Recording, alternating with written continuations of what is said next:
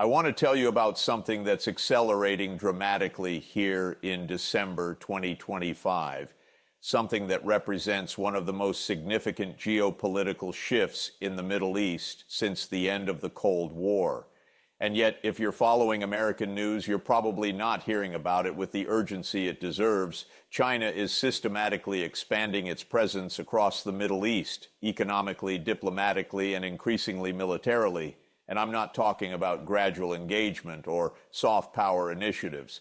I'm talking about China displacing the United States as the primary external power broker in a region that has been central to American strategic interests for 75 years. Let me walk you through what's actually happening on the ground right now, because the scale and speed of China's expansion is something most Americans don't fully grasp. Start with the diplomatic breakthrough that announced China's arrival as a Middle Eastern power player. In March 2023, China brokered the restoration of diplomatic relations between Saudi Arabia and Iran after 7 years of severed ties. These weren't minor players having a spat. Saudi Arabia and Iran are the two major powers in the Gulf, representing Sunni and Shia Islam respectively, backing opposite sides in conflicts across Yemen, Syria, Iraq, and Lebanon. For decades, if there was a major diplomatic initiative in the Middle East, it ran through Washington. The United States mediated, facilitated, or at minimum was centrally involved. The Saudi-Iran rapprochement was negotiated in Beijing without American participation. We weren't consulted. We were informed after the fact. That was nearly 3 years ago. By December 2025, China's role has expanded far beyond that single diplomatic success. Beijing is now deeply embedded across the region in ways that are systematically reducing American influence. Look at the economic dimension first, because that's the foundation of China's expansion. China is now the largest trading partner for most Middle Eastern countries. Saudi Arabia, UAE, Iran, Iraq, Egypt, Turkey. China has overtaken the United States and Europe as their primary economic partner. The numbers are striking. China's trade with the Middle East exceeded $500 billion in 2024 and is projected to reach $550 billion in 2025. For comparison, U.S. trade with the region is roughly $180 billion. China trades 3 times as much with the Middle East as America does. That gap is widening, not narrowing. With Saudi Arabia specifically, China's largest oil supplier, bilateral trade reached approximately $110 billion in 2024. China is Saudi Arabia's biggest customer for oil, biggest source of imports, and increasingly important source of investment. Chinese companies are involved in major Vision 2030 projects, the massive infrastructure and diversification program that defines Saudi Arabia's future. The UAE has positioned itself as China's primary financial and logistics hub in the region. Chinese banks have major operations in Dubai. The China-UAE Comprehensive Strategic Partnership, upgraded in 2024, involves cooperation across technology, space, renewable energy, and artificial intelligence. Bilateral trade exceeded $90 billion in 2024. With Iran under comprehensive U.S. sanctions, China has become the economic lifeline. China buys Iranian oil despite American sanctions. Approximately 90% of Iran's oil exports go to China, roughly 1.5 million barrels per day. Chinese companies invest in Iranian infrastructure, telecommunications, and energy. The 25-year China-Iran Comprehensive Strategic Partnership, signed in 2021, has deepened substantially by 2025, with Chinese investment helping Iran withstand Western pressure. Iraq, Egypt, Jordan, Oman. Across the region, China is the largest infrastructure investor, the biggest trade partner, and increasingly the most important economic relationship these countries maintain. But here's what makes this particularly significant for American interests. It's not just trade volume. It's what China's doing with that economic relationship. Energy purchases are increasingly settled in yuan rather than dollars. I mentioned Iran. Those 1.5 million barrels per day are paid for in yuan, not dollars. Saudi Arabia is accepting yuan for portions of oil sales to China, approximately 25% by late 2025. The UAE facilitates yuan-denominated transactions through its financial infrastructure. Iraq has discussed yuan settlement for Chinese oil purchases. Each of these transactions represents oil trade exiting the dollar system. The petrodollar, the arrangement where oil was priced and settled exclusively in dollars, created permanent global demand for U.S. currency. As that system erodes with China leading the way toward alternative currency settlement, dollar demand falls and American financial leverage weakens. China is also providing something the United States increasingly doesn't: large-scale infrastructure financing with no political conditions. The Belt and Road Initiative has invested over $280 billion in the Middle East since its launch. Ports, railways, power plants, telecommunications networks. Chinese companies are building the physical infrastructure that will connect the region for the next 50 years. Egypt provides a clear example. Facing chronic economic crisis, Egypt has received billions in Chinese investment for the new administrative capital being built east of Cairo, for industrial zones, for transportation infrastructure. China doesn't demand democratic reforms or human rights improvements. They offer financing, construction, and technology transfer. For authoritarian governments, that's enormously attractive compared to Western assistance that comes with governance conditions. The technology dimension is particularly important. China is becoming the primary provider of advanced technology across the Middle East, and this has strategic implications. Huawei and ZTE are building 5G networks across the region. Saudi Arabia, UAE, Egypt, Turkey. Chinese telecommunications companies are installing the infrastructure that will carry data, enable smart cities, and power digital economies for decades. This gives China potential access to communications networks in ways that have intelligence and security implications. Surveillance technology is another area of rapid expansion. Chinese companies provide facial recognition systems, smart city monitoring, internet control technologies to governments across the region. The UAE uses Chinese AI surveillance in its smart city projects. Egypt has purchased Chinese monitoring systems. Saudi Arabia uses Chinese technology in NEOM and other mega projects. This isn't just commercial. This is China exporting its model of digital authoritarianism, using technology to maintain social control and regime stability. For authoritarian governments worried about uprisings like the Arab Spring, Chinese technology offers tools to monitor populations, control information, and suppress dissent. The United States offers criticism about human rights. China offers solutions to regime survival. Now let's talk about the military dimension, because this is where China's expansion becomes most directly threatening to American strategic interests. China has established its first overseas military base in Djibouti in 2017 at the southern entrance to the Red Sea. By 2025, that base has expanded significantly. It houses several thousand personnel, naval facilities, and can support major Chinese naval deployments in the region. Chinese naval presence in the Middle East has increased dramatically. The People's Liberation Army Navy now maintains regular patrols in the Gulf of Aden and Arabian Sea under the stated purpose of anti-piracy operations. But Chinese warships are now routine visitors to ports across the region: Jeddah in Saudi Arabia, Abu Dhabi and Dubai in the UAE, Karachi in Pakistan, Gwadar Port, which China operates. China has conducted joint naval exercises with Saudi Arabia, with Iran, with Oman, with Pakistan. In 2024, China participated in multilateral naval exercises in the Gulf that included Iran and Russia, but not the United States. This is operational military coordination in waters where American naval dominance was unquestioned for 75 years. Arms sales are expanding. China has become a major weapons supplier to countries that either can't access American systems or choose Chinese alternatives. Saudi Arabia purchased Chinese drones, the Wing Lung, used extensively in Yemen. The UAE bought Chinese armed drones despite being a major U.S. arms customer. Egypt operates Chinese fighter aircraft and air defense systems. Iraq has Chinese military equipment. Jordan purchased Chinese drones. Iran presents the most concerning military relationship. China has reportedly provided Iran with advanced air defense technology, fighter aircraft, and possibly ballistic missile components.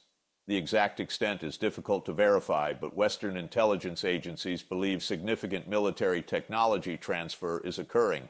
Iran's improving military capabilities, better drones, more accurate missiles, upgraded air defenses, reflect Chinese assistance, both direct and indirect. Pakistan, which borders the Middle East and has deep ties to Gulf states, has an extensive military relationship with China. Chinese weapons, jointly developed fighter aircraft, naval vessels, and nuclear technology cooperation. Pakistan's military, influential across the Gulf through defense cooperation and training programs, increasingly uses Chinese equipment and doctrine. The intelligence dimension is also significant. China is building signals intelligence facilities in the region. Reports indicate Chinese listening posts in UAE, possibly in other Gulf states.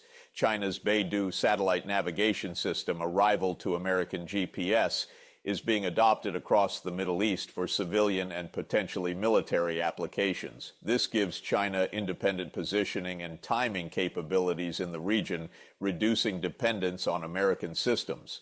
Now, let me tell you why Middle Eastern countries are receptive to this Chinese expansion, because understanding their incentives explains why this trend is likely to continue. First, China offers an alternative to exclusive dependence on the United States.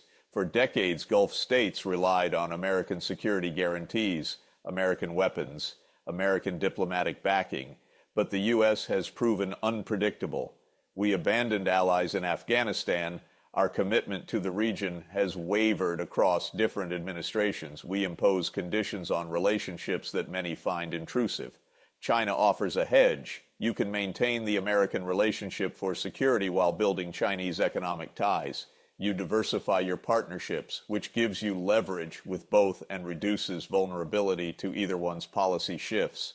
Second, China doesn't lecture. The United States comes with demands about democracy, human rights, women's rights, press freedom. China's position is non-interference in internal affairs. For authoritarian governments, which most Middle Eastern states are, this is far preferable. China will do business with anyone, regardless of their domestic political system. Third, China delivers. When China commits to infrastructure projects, they get built. Chinese companies have the capacity, financing, and political backing to deliver massive projects quickly. The United States talks about infrastructure investment but delivers far less. Belt and Road may create debt dependencies, but it also creates roads, ports, power plants, and telecommunications networks. Fourth, China is seen as a rising power, while America is perceived as declining or retreating. The chaotic withdrawal from Afghanistan in 2021 damaged American credibility. The dysfunction of American domestic politics is watched closely. The relative decline of American manufacturing capability compared to China's industrial dominance is noted. Countries position themselves for the future, and many see China as ascendant and America as declining. Fifth, on the specific issue of Israel-Palestine, China's position is more aligned with regional sentiment. The United States is seen as unquestioningly supporting Israel. China offers political support to Palestinians, criticizes Israeli actions, and positions itself as a more balanced actor. After the October 2023 events and subsequent conflict, China has positioned itself as supporting ceasefire and Palestinian statehood, while the U.S. is seen as enabling Israeli military action. This resonates across the Arab world. The implications for American interests are severe and becoming more so. Let me spell them out clearly. American military access is becoming less certain. We've relied on bases and facilities across the region for decades in Saudi Arabia, UAE, Qatar, Kuwait, Bahrain, Jordan, Oman. As these countries develop closer ties with China, will they continue granting us unrestricted access? What happens if there's a U.S.-China confrontation over Taiwan and Gulf states don't want to be drawn in? Do they limit American base access to avoid antagonizing Beijing, their largest economic partner? The Fifth Fleet, headquartered in Bahrain, operates across the Gulf, Arabian Sea, and Red Sea. Its operations depend on access to regional ports, overflight rights, intelligence cooperation. As China expands its presence as Gulf states hedge between Washington and Beijing, does the Fifth Fleet's freedom of operation become constrained? American weapons sales face competition. The Middle East has been the largest market for U.S. arms exports, but if countries can buy Chinese drones, air defense systems, fighter aircraft, often at lower cost and without political conditions, American defense industry loses market share and American influence through military cooperation decreases. Energy security architecture built around American protection of Gulf oil for global markets is being challenged. If China is the largest customer for Gulf oil, if China can provide security through its own naval presence, if yuan becomes the settlement currency, why do Gulf states need American security guarantees? The implicit bargain that sustained American presence is weakening. Regional diplomatic initiatives are happening without American involvement. The Saudi-Iran rapprochement in 2023, subsequent efforts at regional de-escalation, Syrian regime normalization with Arab states. These are major developments negotiated without American participation, sometimes explicitly excluding the U.S. We're being cut out of regional diplomacy in ways unthinkable during the post-Cold War era. Technology infrastructure is being built by China, which has long-term implications. If the region's 5G networks, data centers, smart city infrastructure, and financial technology systems are Chinese-built and Chinese-operated, China has structural advantages in intelligence collection, economic leverage, and standard setting that will last for decades. The dollar's role in regional trade is eroding as more oil transactions settle in yuan, as China becomes the dominant trade partner, as Belt and Road projects are financed in yuan, the dollar becomes less central to regional economies. This reduces American financial leverage, the ability to impose sanctions, to control capital flows, to use financial pressure as a policy tool. Here's what troubles me most. We're watching American primacy in the Middle East, maintained at enormous cost in blood and treasure since World War II, erode rapidly, and we don't have a coherent response. We can't compete with China economically using their methods. We don't have state-owned enterprises that can deploy on massive scale. We can't offer financing without conditions because our domestic politics demands linking aid to governance standards. We can't build infrastructure at Chinese speed and cost because our system is different. We can't outbid China on economic terms that regional governments value. Large-scale investment with no political conditions, technology transfer without restrictions, massive construction projects delivered quickly. Our military advantages remain. We have more advanced weapons, better training, superior technology. But military advantage doesn't translate to influence if countries don't want our military presence or can get adequate security from alternative providers. Our diplomatic influence depends on countries wanting what we offer. But if they can get economic benefits from China, security from diversified partnerships, and diplomatic support from multiple powers, why do they need to align exclusively with Washington? The Abraham Accords, negotiated under the Trump administration and continued under Biden, were supposed to represent American diplomatic leadership creating new regional alignments. But by 2025, UAE and other Abraham Accord signatories are simultaneously deepening ties with China. The accords haven't prevented Chinese expansion. They may have even facilitated it by reducing regional conflicts and making the region more attractive for Chinese economic engagement. So where does this leave us in December 2025? China has become the Middle East's largest trading partner, largest infrastructure investor, increasingly important military partner, and alternative diplomatic mediator. This has happened in less than a decade. The trajectory is clear. Chinese presence will continue expanding because the incentives align. Middle Eastern countries want economic diversification, infrastructure development, and geopolitical options. China provides all three. The United States offers important security capabilities and technology, but no longer the comprehensive partnership that creates exclusive alignment. We're moving toward a Middle East where China is the primary economic power, where security is provided by multiple actors, including the U.S., but not exclusively, where diplomatic initiatives happen through various mediators, and where American influence is substantial but not dominant. This is a fundamental shift from the post-Cold War era when American primacy was unquestioned. And it happened not through military confrontation, but through patient Chinese economic statecraft, while America was distracted by wars in Iraq and Afghanistan, consumed by domestic political dysfunction, and operating under assumptions about permanent primacy that no longer reflect reality. The question now is whether we can adapt. Can we compete with China's economic model using different but effective tools? Can we maintain military capabilities and access without exclusive relationships? Can we exercise diplomatic influence as one important voice rather than the dominant arbiter? Can we accept a Middle East where we're influential but not hegemonic? Or will we resist this shift, try to maintain primacy through pressure and coercion, and accelerate the very trend we're trying to prevent by pushing countries toward China as their only viable alternative?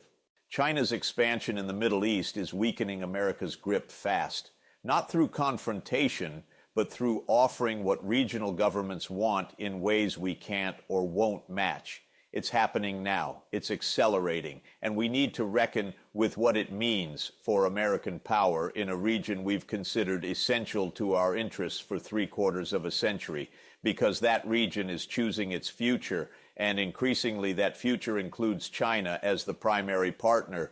We can adapt to that reality or deny it, but we can't reverse it through wishful thinking. The Middle East is changing. China is driving that change. And American dominance in the region is already part of history, not present reality.